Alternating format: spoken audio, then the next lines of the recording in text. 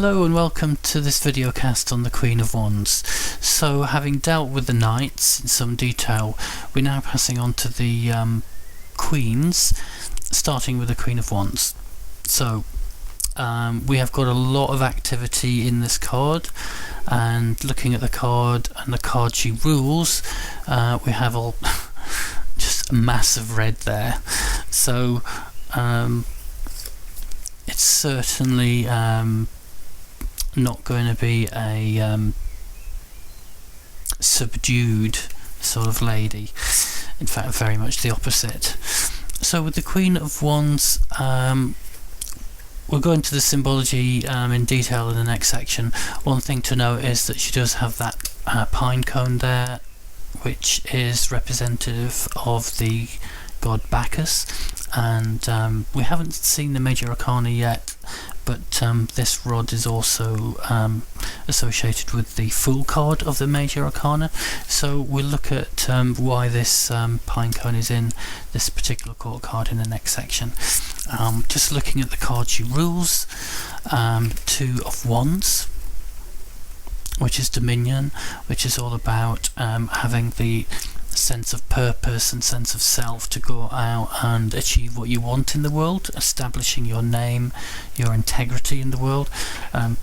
Got some lovely crystal doges here which represent, again, they've sort of matched the doges in the card there. This is from a crystal shop in Stratford-upon-Avon in the UK, which I about 20 miles from where I live, so I was really pleased to get those.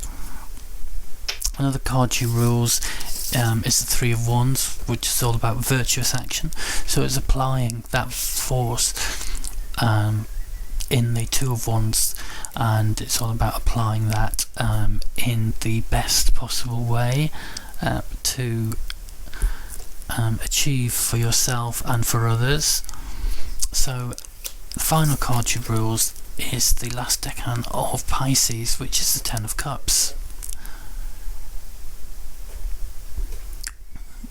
This is called satiety, which is all about the accumulation of wealth, material things, and just wallowing in that, not doing anything positive with it. It's almost like drowning in that, and we see lots of examples in society of people that have got plenty and they're very unhappy. And this the tens in the Thoth deck are very different to the Rider-Waite deck, and they represent the unstable energy, because it's the very last card in the suit. So the Ten of Cups always wants to devolve into the potential of the Ace of Swords. So again, this is another quality of her which will prove to be something that she still has to work on within herself. Some people call that the shadow aspect.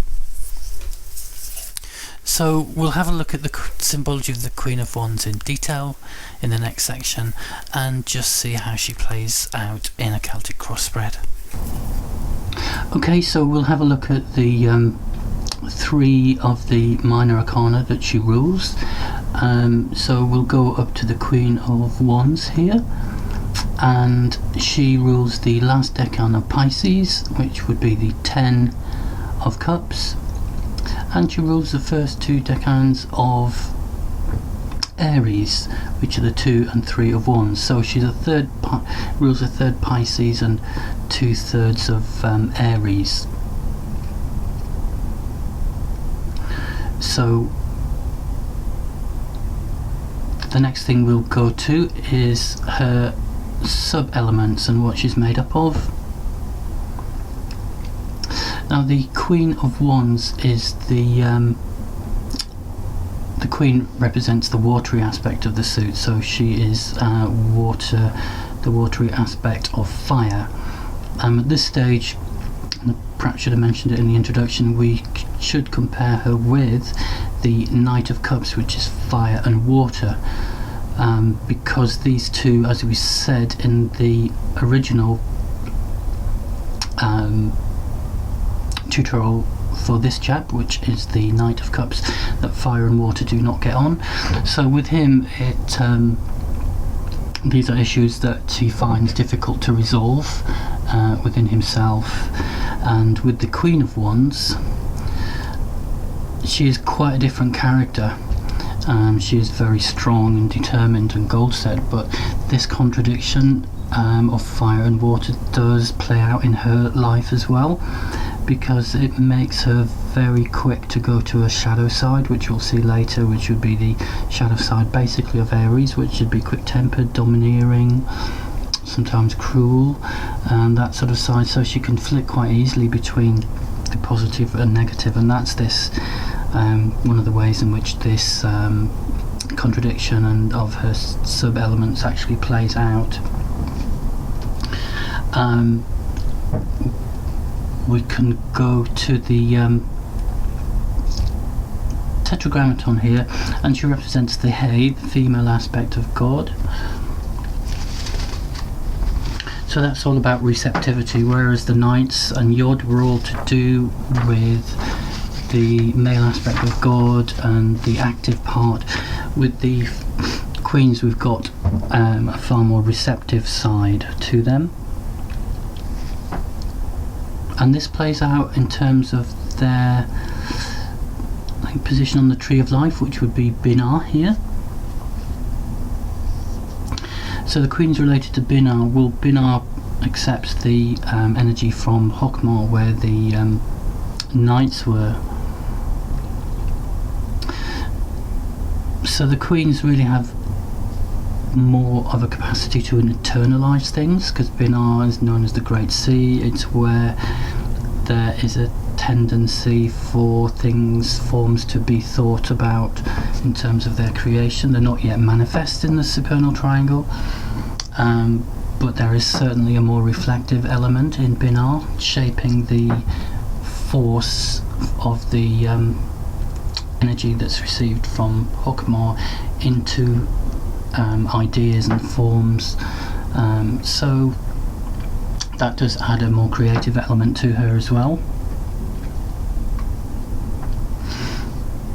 So we'll go on to have a look at her symbology. So generally, in terms of the symbology itself, we could say that she's seated upon a throne here, throne of flames. There's obviously a leopard in this corner. She's got a wand with a pine cone there, and there's got a fair bit going on here with her hat. Some sort of fish-like emblem on her cloak, and obviously lots of fiery reds in the card, similar to the other ones. So I think we'll do a close-up of this section, the top section now. Okay, so as we can see, that this is really looking at her crown, of which there are 12 rays of light emanating from it. These represent the 12 signs of the zodiac, and this could represent her being open and expressive to spirit. It also implies some sort of sense of self-integration, because obviously the 12 zodiac signs represent 12 certain qualities, and it could represent a certain integration of those qualities within her. So the qualities of the Queens are far more enduring than the qualities of the Knights. And this zodiac is also an expression of the sky god, which is Newt, which is here, and that is contained in the Eon card. So again, this could represent on a personal level all about having a clear sense of vision.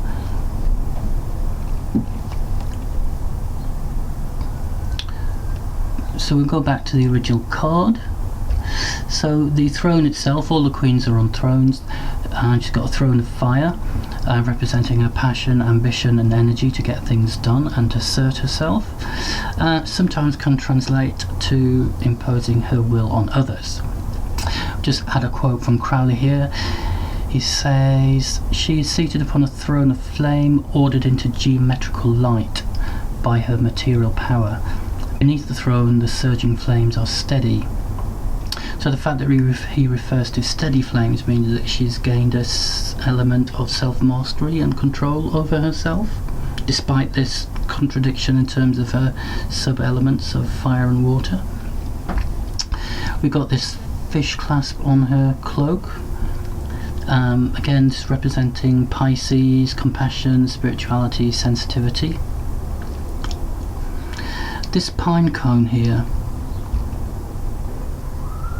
known as a Thyrusus, which I'm sure I've got that wrong, Thyrusus. Basically, one with a pine cone has several associations. Associated with Bacchus, a symbol of prosperity, fertility, pleasure, enjoyment.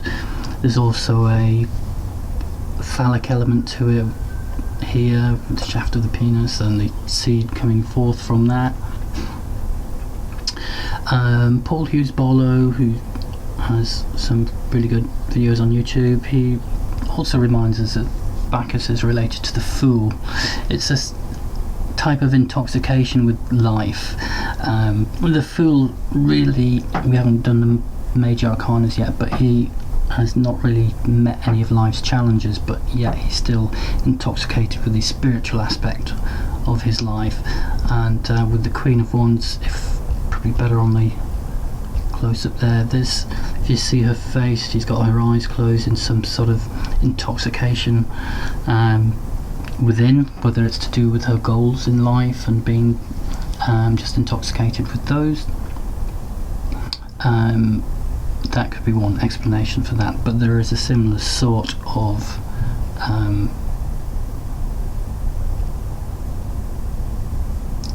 internal inspiration that she has, that she shares with the Fool card, even though the two are very different people. There is a certain mythology that's associated with the card, and it's to do with this leopard here. So it said she represents a woman who, before she knew who she was, had black hair and walked with a panther by her side. She began to discover her nature through self-development, and her hair turned brown and the panther turned into a leopard. And when she fully realised who she was and expressed herself fully in the world, her hair turned red. But the spots on the leopard remained as a reminder of the dark times she had experienced in her past. So those dark spots on the leopard do represent scars, if you like, from previous events, and this is one way she differs from the Fool, life experience, basically. So the Queen of Wands represents a process of self-discovery and awakening to who we really are. Even though this probably means that we all gone through some quite difficult times in our life, but that seems to be par for the course. Right, next section we'll go on to the 3 cards that she rules. So we've got Satyta here from the last deck on of Pisces, the 10 of Cups. So this is the opposite of what she normally expresses. She's normally goal orientated and hard working. In this shadow aspect, she can have a tendency to rest upon her achievements and her riches, so she's not really making the best use of them. As you can see in the card, the cups don't really overflow and they don't really pass on their riches, so again this can imply that she can be greedy and selfish and not really share herself and her insights to others. Move on to the 2 of Wands and Dominion. So this aspect of her nature, this is quite an important aspect, as it represents her desire and confidence to go out into the world and fulfill her goals and establish herself. And from this particular energy, she derives the energy to complete her tasks and get things done. It gives her an authority and a presence that people respect, and it gives her a lot of innovative sort of qualities through Mars in Aries to make her a great success at whatever she chooses to apply herself to. The last card that she rules, and which influences her makeup, is the Three of Wands, which is virtue.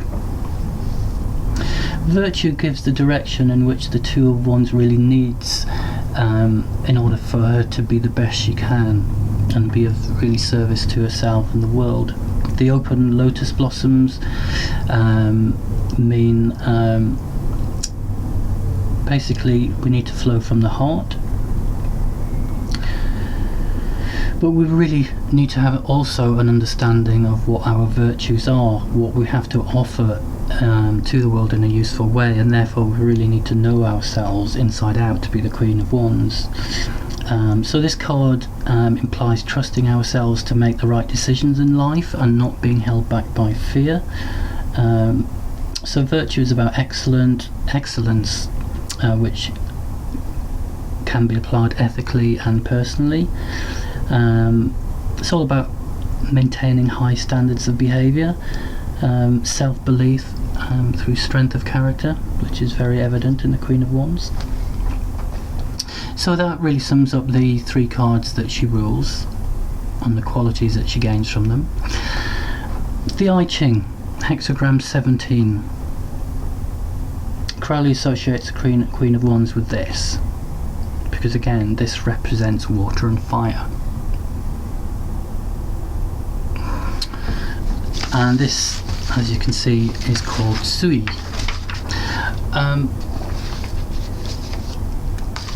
Crowley says that this indicates reflection upon impulse and the consequently even flow of action. So, in other words, reflection upon impulse gives the Queen a far greater self-reflective quality than the Knight.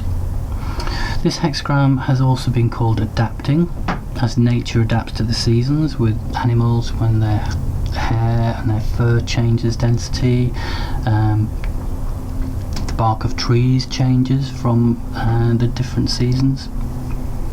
Applied to the Queen of Wands, this is all about adapting to your circumstances, so it gives her flexibility in the way she is, the way she talks, the way she acts, the way she thinks.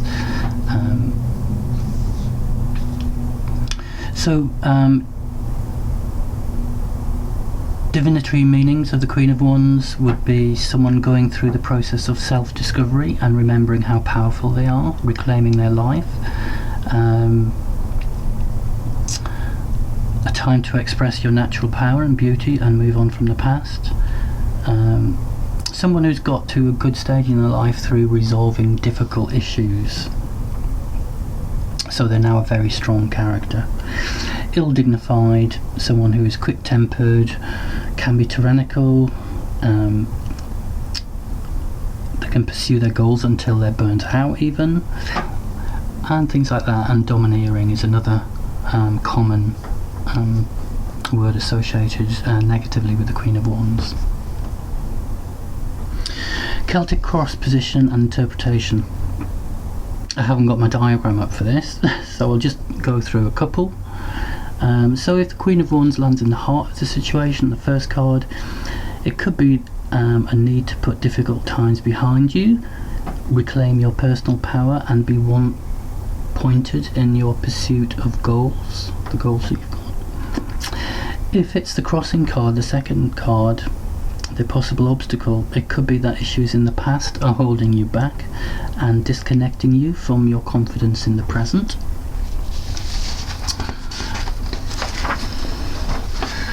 A couple of other examples would be our self-image, confident, independent, determined. Short-term future, which would be card number 6. Be creative and know your direction in life.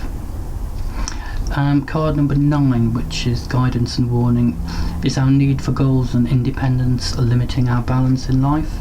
Are we too controlling of others?